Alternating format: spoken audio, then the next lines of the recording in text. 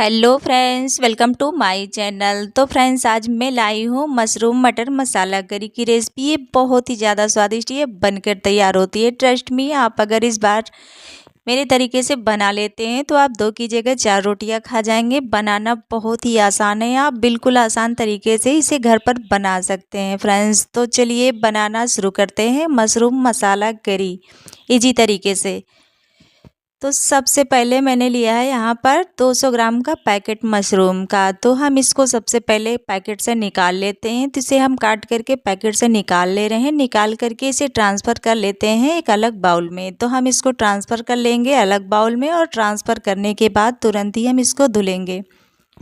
तो हमें धुल करके इसे अच्छे से फ्रेश कर लेना है। तो जो भी इसमें डस्ट वगैरह लगा है वो अच्छे से फ्रेश हो जाएगा, पूरी तरीके से साफ़ हो जाएगा। तो हमें इसी तरह से हाथ से मसल करके इसे हम अच्छे से फ्रेश कर लेंगे, धो लेंगे। तो हमें बहुत ज़्यादा देर तक पानी में इसे डालकर नहीं रखना है, इसे हाथ से मसलते हुए अच्छे से धो लेना है। धो करके तुरंत ही हम निकाल लेंगे अलग बर्तन में, क्योंकि मशरूम बहुत ही जल्दी पानी एब्जॉर्ब कर जाता है। तो हमें इसे तुरंत ही निकाल लेना है, पानी में छोड़कर नहीं रखना है। तो चलिए, इसे मैंने अलग बाउल में निकाल लिया है।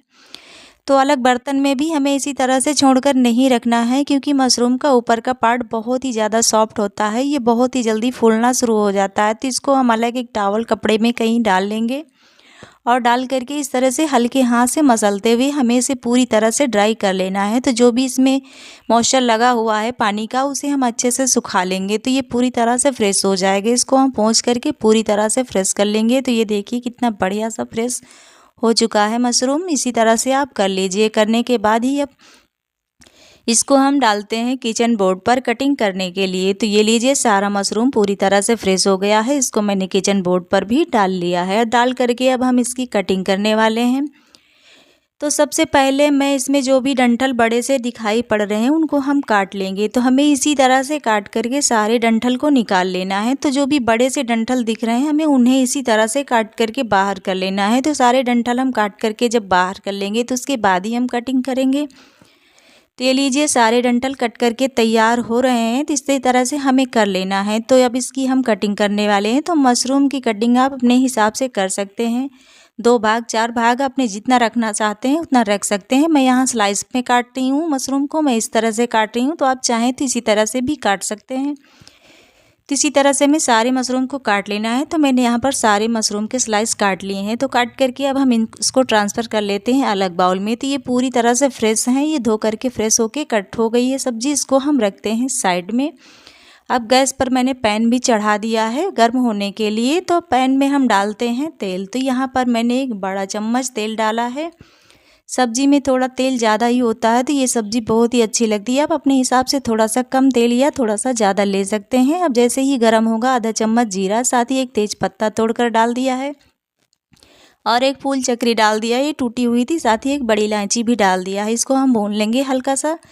जैसे ही अच्छे से चटक जाएगा, इसी के साथ ही हम ऐड करेंगे यहाँ पर कुछ और तड़के। तो यहाँ पर मैंने 1 चम्मच बारीक चॉप की हुई अदरक ऐड किया है, और 1 चम्मच यहाँ पर लहसुन ऐड किया है बारीक कटा हुआ। आप चाहें तो अदरक लहसुन का पेस्ट भी डाल सकते हैं। तो मैंने यहाँ पर बारीक बारीक चॉप करके ले ली है। इनको हम डाल करके अच्छे से भून लेंगे, कच्चापन हल्का सा निकल जाएगा। साथ ही ऐड करेंगे यहाँ पर एक मीडियम साइज़ की चॉप की हुई प्याज। तो प्याज को भी हम डालेंगे और इसको भी हल्का सा भून लेंगे। इसके साथ ही ऐड किया यहाँ पर 1 चम्मच धनिया पाउडर, 1 चम्मच हल्दी पाउडर, और आधी चम्मच से भी कम लाल मिर्च पाउडर, और 1 चम्मच यहाँ पर नमक ऐड किया है। तो नमक आप अपने टेस्ट के अकॉर्डिंग ऐड कर सकते हैं। और 2 हरी मिर्ची भी बारीक काट करके डाल दिया है। सारी चीज़ों को अच्छे से हम मिक्स कर लेते हैं, मिला लेते हैं, ताकि मसाला भी अच्छे से भुन जाए और तड़का भी अच्छे से पक जाए। तो ये लीजिए, अच्छे से पकना शुरू हो गया है। इसको जलाना नहीं है, अच्छे से चलाते हुए लो फ्लेम पर पका लेना है। तो ये लीजिए, अच्छे से पक गया है। तो अब इसी के साथ ही हम ऐड करेंगे यहाँ पर टमाटर। तो हम टमाटर की बारीक बारीक काट करके ले रहे हैं। आप चाहें तो टमाटर का प्यूरी भी बना सकते हैं। तो मैंने यहाँ पर एक बड़ा साइज़ का टमाटर था, आप चाहें तो 2 मीडियम साइज़ के टमाटर ले सकते हैं। साथ ही ऐड किया एक काश्मीरी लाल मिर्च पाउडर, और साथ ही ऐड किया यहाँ पर 1 चम्मच कसूरी मेथी। कसूरी मेथी को हम हाथ से क्रश करके इस तरह से हम डाल देंगे। डाल करके अब हम सारी चीज़ों को फिर से वापस मिक्स कर लेंगे। तो हमें इसी तरह से मिक्स कर लेना है, मिला लेना है अच्छे से। आप चाहें तो टमाटर की प्यूरी भी ले सकते हैं, तो टमाटर पीस करके आप चाहें तो 2-4 काजू बादाम भी डाल सकते हैं, या फिर उसके बिना भी बहुत ही अच्छी सब्ज़ी बनाई जा सकती है, उसके बिना भी अच्छी सब्ज़ी बन जाती है। तो आप चाहें तो ले लीजिए, नहीं है तो आप स्किप कर दीजिए। तो अब हम इसे अच्छे से भून लेंगे, टमाटर को गला लेंगे और तेल ऊपर तक सेपरेट होने तक पकाएंगे, तब जाके सारी चीज़ें अच्छे से पक जाएंगी। तो ये देखिए तेल ऊपर आना शुरू हो गया है, टमाटर भी अच्छे से गल गए हैं। तो हमें इसी तरह से कर लेना है।